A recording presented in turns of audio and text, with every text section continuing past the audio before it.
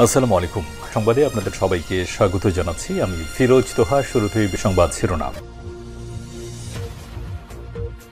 বাংলাদেশের সর্বশেষ গুরুত্বপূর্ণ আপডেট সংবাদে আপনাকে স্বাগত। শুরুতেই সংবাদ শিরোনাম, পরে বিস্তারিত। শুরুতেই জানাবো, দেশকে নতুন করে অস্থির করার চেষ্টা চলছে, অভিযোগ করলেন প্রধান উপদেষ্টা।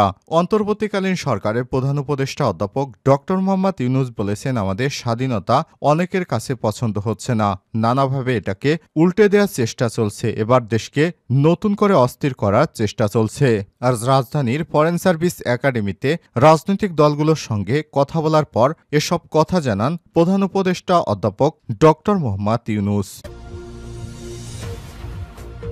এরপর জানাবো, বাংলাদেশ সীমান্তে নিরাপত্তা বাড়াচ্ছে ভারত। বাংলাদেশের সীমান্তে নিরাপত্তা বাড়াচ্ছে ভারত সরকার। গত 4 মাসে সীমান্ত দিয়ে অনুপ্রবেশের প্রচেষ্টা বৃদ্ধি পায় এই সিদ্ধান্ত নেওয়া হয়েছে বলে জানিয়েছে দেশটির বর্ডার সিকিউরিটি ফোর্স বিএসএফ কর্মকর্তাদের বরাতে এই খবর দিয়েছে টাইমস অফ ইন্ডিয়া। জানাবো, হাইকমিশনে হামলার নিন্দা জানিয়েছে রাজনৈতিক দলগুলো, বললেন আসিফ নজরুল। অন্তর্বর্তীকালীন সরকারের আইন উপদেষ্টা অধ্যাপক ডক্টর আসিফ নজরুল বলেছেন, ভারতের আগারতলায় বাংলাদেশের সহকারী হাইকমিশনে হামলার ঘটনায় তীব্র নিন্দা ও ক্ষোভ জানিয়েছে দেশের রাজনৈতিক দলগুলো। এদিকে ডিএমপি কমিশনারের সঙ্গে মার্কিন দূতাবাসের প্রতিনিধি দলের সাক্ষাৎ। ডিএমপি কমিশনার শেখ মোহাম্মদ সাজ্জাদ আলীর সঙ্গে মার্কিন দূতাবাসের প্রতিনিধি দলের সঙ্গে সৌজন্য সাক্ষাৎ হয়েছে। আজ ডিএমপি হেডকোয়ার্টার্সে পুলিশ কমিশনারের সঙ্গে বাংলাদেশে অবস্থিত মার্কিন দূতাবাসের অফিস অব লিগ্যাল অ্যাটাশের FBI assistant legal attache Robert J Cameron ও police liaison specialist Mohammad Aminul Islam সৌজন্য সাক্ষাৎ করেন। এবারে জানাবো, সব সরকারি চাকরির আবেদন ফি পুনরায় নির্ধারণ। বিসিএস সহ দেশের সব সরকারি চাকরির আবেদন ফি নির্ধারণ করেছে সরকার। আবেদন ফি সর্বোচ্চ 200 টাকা হতে পারে বলে সিদ্ধান্ত নেওয়া হয়েছে। আজ প্রশাসনিক উন্নয়ন সংক্রান্ত সচিব কমিটির সভায় এই সিদ্ধান্ত নেওয়া হয়। সভা শেষে জনপ্রশাসন মন্ত্রণালয়ের সিনিয়র সচিব মোহাম্মদ মোখলেসুর রহমান এসব তথ্য জানান। এবং সর্বশেষ জানাবো, সংবিধান সংস্কার সংক্রান্ত জাতীয় জনমত জরিপ 5 থেকে 10 ডিসেম্বর।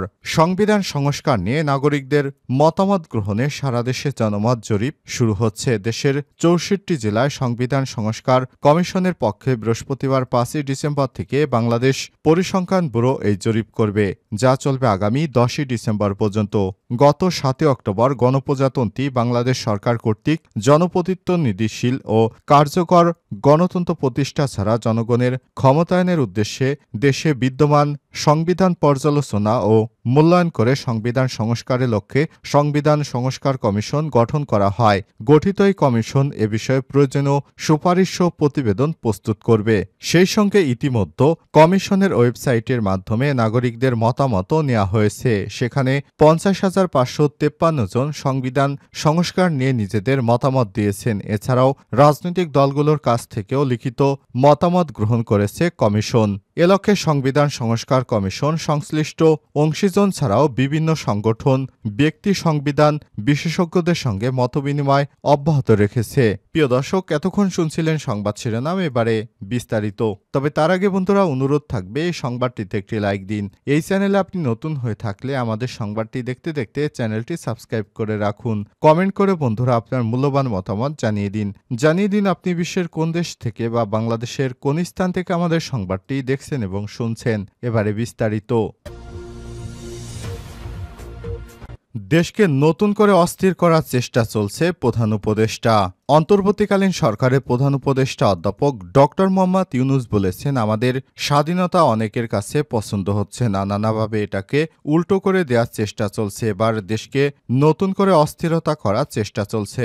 আজ রাজধানীর ফরেন সার্ভিস একাডেমিতে রাজনৈতিক দলের নেতাদের সঙ্গে বৈঠকে সব কথা বলেন তিনি। প্রধান উপদেষ্টা বলেন, আমরা যেভাবে দেশকে গড়ে তোলার চেষ্টা করছি বা ধামাচাপা দিয়ে আরেক কাহিনী রচনা করে যাচ্ছে, সারাক্ষণ নানা রূপে এরা এটা করে যাচ্ছে ওটা করে যাচ্ছে। এটা যে এখন এক দেশের মধ্যে আছে তা নয়, বিশেষ বিশেষ বড় দেশের মধ্যে বিষয়টি ছড়িয়ে গেছে। এ সময় তিনি আরো বলেন, আমরা যে মুক্ত স্বাধীন বাংলাদেশ তৈরি করলাম তারা এটাকে মুছে দিয়ে আগেরটায় ফিরে যেতে চায়, মুছে ফেলতে চায় যে আগেরটা। কিন্তু ভঙ্গি হলো আগেরটা ভালো ছিল, তাদের শক্তি এত বেশি যে তারা মানুষকে এর ভেতরে ভেরাতে পারছে। রাজনৈতিক দলের উদ্দেশ্যে প্রধান উপদেষ্টা বলেন, আপনারা ভালো বোঝেন, সবাই মিলে আমরা একজোট হয়ে যেন কাজটা করতে পারি, সবাই একত্রে থাকবেন। কথা বললে একটা সমবেত শক্তি তৈরি হয়, এই সমাবেত শক্তির জন্যই আপনাদের সঙ্গে বসা। এর আগে বিকাল 4টায় বিএনপি ও জামাত ইসলাম এবি পার্টি, গণ অধিকার পরিষদ সহ বেশ কিছু রাজনৈতিক দলের নেতাদের সঙ্গে ফরেন সার্ভিস একাডেমিতে বৈঠক করেন প্রধান উপদেষ্টা। বাংলাদেশের সীমান্তে নিরাপত্তা বাড়াচ্ছে ভারত। বাংলাদেশ সীমান্তে নিরাপত্তা বাড়াচ্ছে ভারত। গত 4 মাসে সীমান্ত দিয়ে অনুপ্রবেশের প্রচেষ্টা বৃদ্ধি পায় এই সিদ্ধান্ত বলে জানিয়েছে দেশটির বর্ডার সিকিউরিটি ফোর্স বিএসএফ কর্মকর্তাদের বরাতে খবর জানিয়েছে টাইমস অফ ইন্ডিয়া। বিএসএফের উত্তরবঙ্গ সীমান্তের কর্মকর্তারা জানিয়েছেন, নানা অস্থিরতার কারণে বাংলাদেশ থেকে অনুপ্রবেশের চেষ্টা সম্প্রতি বৃদ্ধি পেয়েছে। গত 4 মাসে শুধু উত্তরবঙ্গে অনুপ্রবেশের সংখ্যা প্রায় দ্বিগুণ বেড়েছে বলে দাবি তাদের। অনুপ্রবেশকারীদের প্রতিরোধ করার জন্য নিরাপত্তা জোরদার করা হচ্ছে এবং অংশ হিসেবে সীমান্তের পাশের অঞ্চলগুলোর যেসব জায়গা আগে খোলা ছিল সেখানে বেড়া দেওয়া হচ্ছে। কর্মকর্তারা জানিয়েছে, নজরদারি জোরদার করে অনুপ্রবেশ ঠেকাতে কর্মী এবং ক্যামেরা উভয় মোতায়েন করা হয়েছে। এছাড়াও সীমান্তের ক্রসিং পয়েন্টে বসানো হয়েছে বায়োমেট্রিক মেশিন। বিএসএফের উত্তরবঙ্গ ফ্রন্টিয়ার আইজি সূর্যকান্ত শর্মা বলেছেন, আগস্ট থেকে বাংলাদেশি নাগরিকদের প্রচেষ্টা বেড়েছে। এই সমস্যা সমাধানের জন্য বর্ডার গার্ড অব বাংলাদেশের সঙ্গে আলোচনা করা হচ্ছে। বাংলাদেশের পঞ্চগড় জেলায় প্রায় 10% অংশ বেড়ার অভাব রয়েছে। এসব এলাকায় বেড়া দেওয়া হবে। বিএসএফের দাবি, 2023 সালে উত্তরবঙ্গের সীমান্তে পেরিয়ে অবৈধ প্রবেশের অভিযোগে অন্তত 127 বাংলাদেশিকে গ্রেপ্তার করা হয়েছিল। তবে এবছর পর্যন্ত 194 জন বাংলাদেশি, 197 জন ভারতীয়কে গ্রেপ্তার করা হয়েছে। এছাড়াও 3 জন সন্দেহভাজন রোহিঙ্গা এবং আরও 3 অনুপ্রবেশকারীকে বিএসএফ গ্রেপ্তার করেছে। এ সময় অন্তত 18 কোটি টাকার মাদকদ্রব্য জব্দ করা হয়েছে। হাইকমিশনে হামলার নিন্দা জানিয়েছে রাজনৈতিক দলগুলো। আসিফ নজরুল। অন্তর্বর্তীকালীন সরকারের আইন উপদেষ্টা অধ্যাপক ড আসিফ নজরুল বলেছেন, ভারতের আগরতলায় বাংলাদেশের সহকারী হাইকমিশনে হামলার ঘটনায় তীব্র নিন্দা ও ক্ষোভ জানিয়েছে বাংলাদেশের রাজনৈতিক দলগুলো। বুধবার 4 ডিসেম্বর বিকেলে রাজধানীর ফরেন সার্ভিস একাডেমিতে রাজনৈতিক দলগুলোর সঙ্গে প্রধান উপদেষ্টার বৈঠক শেষে সাংবাদিকদের এসব কথা জানান তিনি। বৈঠকে প্রধান উপদেষ্টা বলেন, আমরা যেভাবে দেশকে গড়ে তোলার চেষ্টা করছি বা ধামাচাপা দিয়ে আরেক কাহিনী রচনা করে যাচ্ছে, সারাক্ষণ নানা রূপে তারা এটা করে যাচ্ছে ওটা করে যাচ্ছে। এটা যে এখন এক দেশের মধ্যে আছে তা নয়, বিশেষ বিশেষ বড় দেশের মধ্যেও বিষয়টি ছড়িয়ে পড়েছে। তিনি আরো বলেন, আমরা মুক্ত স্বাধীন এ বিষয়টি তারা মেনে নিতে পারছে না। তারা এটা মুছে দিয়ে আগরতলায় ফিরে যেতে চায়। মুছে ফেলছে না যে আগেরটা, কিন্তু ভঙ্গি হলো আগেরটা ভালো ছিল, তাদের শক্তি এত বেশি যে তারা মানুষকে এর ভেতরে ভেরাতে পারছে। রাজনৈতিক দলের নেতাদের উদ্দেশ্যে প্রধান উপদেষ্টা বলেন, আপনারা ভালো বোঝেন, সবাই মিলে আমরা একজোট হয়ে যেন কাজটা করতে পারি, সবাই একত্র হয়ে বললে একটা সমবেত শক্তি তৈরি হয়। এই সমবেত শক্তির জন্যই আপনাদের সঙ্গে বসা। এর আগে বিকাল 4টায় বিএনপি ও জামাত ইসলাম এবি পার্টি, গণ অধিকার পরিষদ সহ বেশ কিছু রাজনৈতিক দলের নেতাদের সঙ্গে ফরেন সার্ভিস একাডেমিতে বৈঠক করেন প্রধান উপদেষ্টা। ডিএমপি কমিশনারের সঙ্গে মার্কিন দূতাবাসের প্রতিনিধি দলের সাক্ষাৎ। ডিএমপি কমিশনার মোহাম্মদ সাজ্জাদ আলীর সঙ্গে মার্কিন দূতাবাসের একটি প্রতিনিধি দল সৌজন্য সাক্ষাৎ করেছেন।